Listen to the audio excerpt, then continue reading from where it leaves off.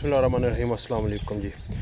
माशाल्लाह आज के दिन की दूसरी डिलीवरी बकरी की होने लगी है। पहली वीडियो में भी दिखाया था, वो डिलीवरी भी दिखाई थी, ये भी दिखाएंगे। ये खीरी पट है जो क्रॉस हो गई थी। माशाल्लाह एक अच्छा वज़न भी ये गेन करेगी, 2 दांत में भी होगी और अच्छी किस्म का आर्डर भी तैयार करेगी। लेकिन अगर यही पार्ट पूरी अडल्ट होकर क्रॉस होती तो माशाल्लाह बहुत आउट क्लास किस्म का था ना। लेकिन अभी देखें माशाल्लाह ये इसके कैन पाए जाते हैं। अब इसने ज़ोर लगाना शुरू कर दिया है, तो इसकी डिलीवरी भी इंशाल्लाह ताला आपके साथ उसी तरह वीडियो में शेयर करूँगा।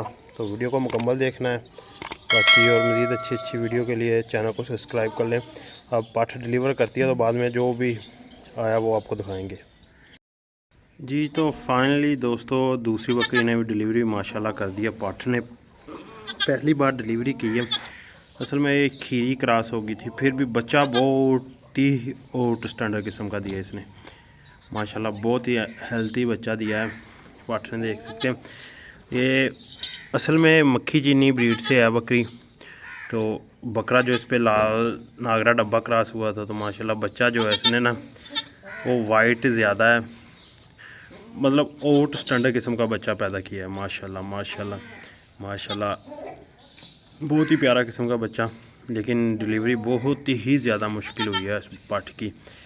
असल में गलतियाँ खीरी क्रॉस हो गई थी, तो ऐसी गलतियों को उम्मीद है कि कोई भी चीज़ है ना वो सबक दे के जाती है।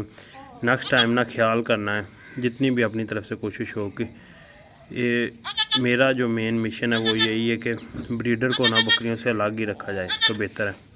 लेकिन फिर भी एक अच्छा बच्चा जो है ना वो पैदा कर गई है, जो मुझे तवक्को नहीं थी। मुझे लगता था पहली बार